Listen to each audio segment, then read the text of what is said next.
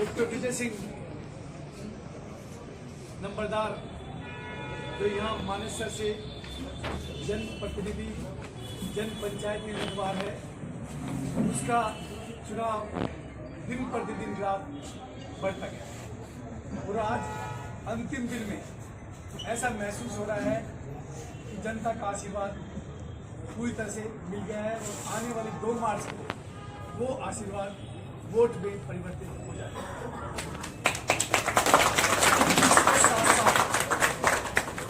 जनता को नगर निगम के लिए मानेसर को एक सुंदर शहर बनाने के लिए जिस तरह का उम्मीदवार चाहिए वो नेक हो, शरीफ हो और अच्छा पढ़ा लिखा हो। ऐसा ही भारतीय जनता पार्टी की तरफ से, सरकार की तरफ से भी आवाज आ रही है, नेक चुनो, बदमाश मत चुनो।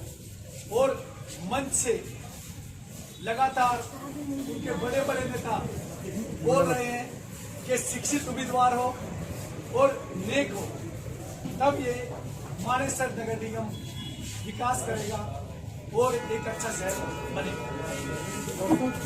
तो आजाद उम्मीदवार है वो हम 2 ही, तो इसमें मुकाबला इतना बड़ा नहीं है जिसमें कहीं मुझे महसूस हो कि किसी से मुकाबला है।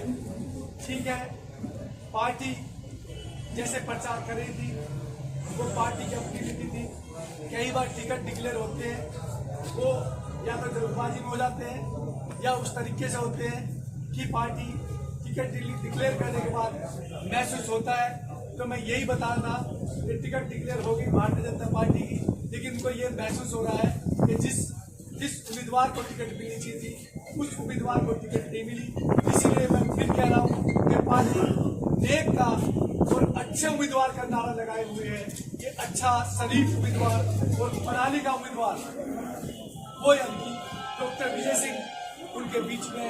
और रही बात जो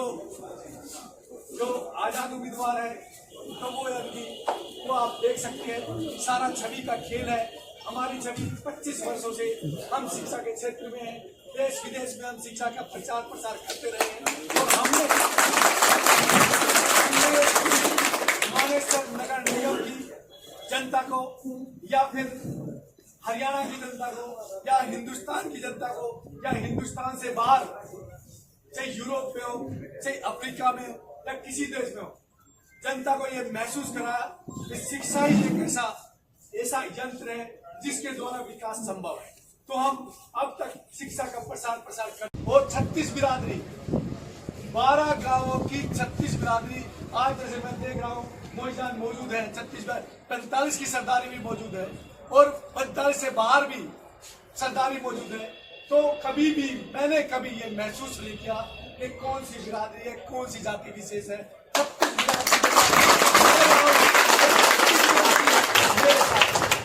36 मैं अभी नई बात बताता हूँ। अभी 2 दिन की बात, पीछे की तो बहुत सारी बात है। कल मैं ग्राम हरसरू में था, पूरी हर एक बिरादरी ऐसे टूट पड़ी कि उनका बेटा वो आज हरसरू में आया और शाम से कासन गांव से फोन आ रहे हैं कि हमने कार्यक्रम तो कर दिया आपका। जो बोरी बिरादरी वो गलियों में खड़ी थी और गलियों से बाहर सड़कों पे खड़ी थी इंतजार में, तो उनका आशीर्वाद लेके आया हूँ और ये महसूस करके आया हूँ कि मैं एक स्पेशल बिरादरी का नहीं, मैं 36 बिरादरी का हूँ। सभी मेरे बुजुर्ग मोजीजान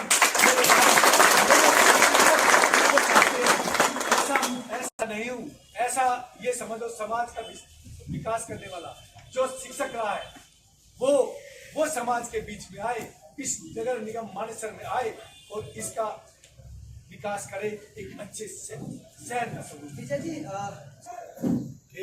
परमपिता परमात्मा की कृपा से जैसे हमारी सोच, जैसे हमारा हृदय, जैसे इस 12 के हृदय, जैसे इन 30 गांव का हृदय विशाल, ऐसे ही हमें चुनाव चिन्ह भी विशाल मिला है, पानी का जहाज।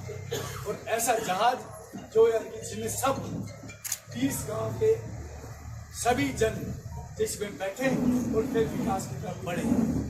आप समस्याओं की बात करें, कुछ समस्याएं इतनी जटिल हो गई हैं कि उनको नंबर, 2 नंबर, 3 नंबर देना बड़ा मुश्किल हो गया है। फिर भी जैसे हम मानेसर नगर निगम में IMD क्षेत्र में बढ़ते हैं या फिर हमारे गांव में या इवन जो सोसाइटी के बाहर या कॉलोनियों के बाहर कॉलोनियों में हम जाते हैं तो सफाई की व्यवस्था बहुत बिगड़ी हुई है। तो सबसे पहले तो सफाई को शिविर को ध्यान दें। उसके बाद सड़कें हमारी जर्जर हो रही है, सड़कें जो उनमें गड्ढे हो गए हैं और फिर हमें सोचना पड़ता है कि इस रोड से जाए या उस रोड से जाए। पहले घर से निकलने के बाद और इस नगर निगम मानेसर को पार करने के लिए पहले हमें रोड मैप बनाना पड़ता है, रूट डिसाइड करना पड़ता है कि उस रोड से जाएंगे, उस रोड पे सड़कें कुछ ठीक हो जाए, मिल जाए और उस पे ट्रेन की सड़कें इस लायक हैं।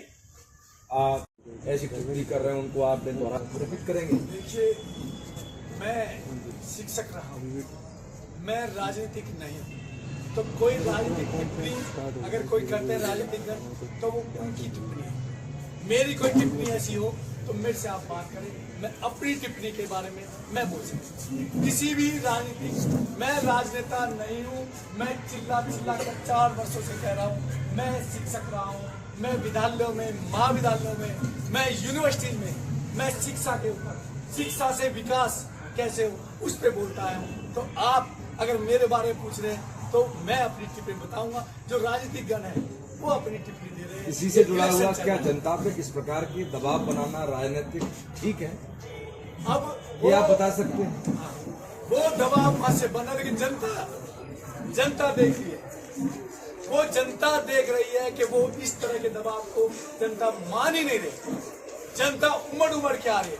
आज भी आप देखिए कि जनता यहाँ ऑफिस पे, आज चुनाव का आखिरी दिन है, हम फिर से आए हैं, फिर भी जनता सुबह से इंतजार कर रही है कि अपने प्यारे जो शिक्षक रहे हैं, जो शिक्षा के क्षेत्र में विकास करते आए हैं, जिनकी कोई भी स्टेटमेंट राजनीतिक नहीं है, उनको सुनने के लिए, उनको देखने के लिए, उनके विचारों को समझने के लिए वो जनता तैयार है।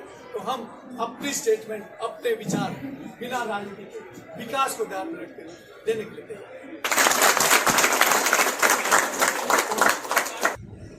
जो लोकसभा की सरकार है वो सेंट्रल की सरकार है, वो सरकार अपना काम करे।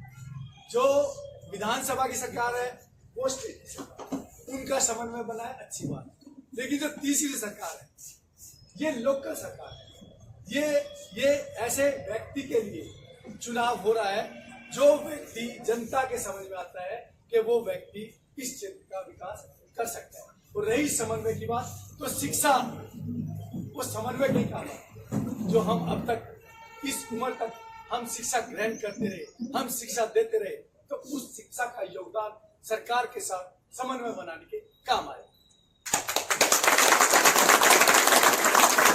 आपके जो भी आपके सवाल चल रहा है वो आप पूछे, मैं अपने हिसाब से, मैं जिन परिस्थितियों में, जिन विचारों को, जिन आयामों को और जिस योजना के साथ मैं खड़ा हुआ हूं, और आज अंतिम चरण में मैंने ये प्रेस कॉन्फ्रेंस बुलाई है ये बताने के लिए, ये खाली नगर निगम मानेसर को नहीं, पूरे हरियाणा को, पूरे हिंदुस्तान को ये बताने के लिए एक शिक्षित व्यक्ति जो विकास करना चाहता है उसके जनता किस तरह से साथ है, किस तरह से जनता आशीर्वाद दे रही है। और आने वाली 2 मार्च को जब जनता इस पानी के जहाज पे, इस विशाल जहाज का जो चिन्ह मिला है, विशाल हृदय के साथ जो जनता अपना योगदान देगी, बटन दबाकर वोट देगी, तो जनता ये साबित कर देगी कि जनता को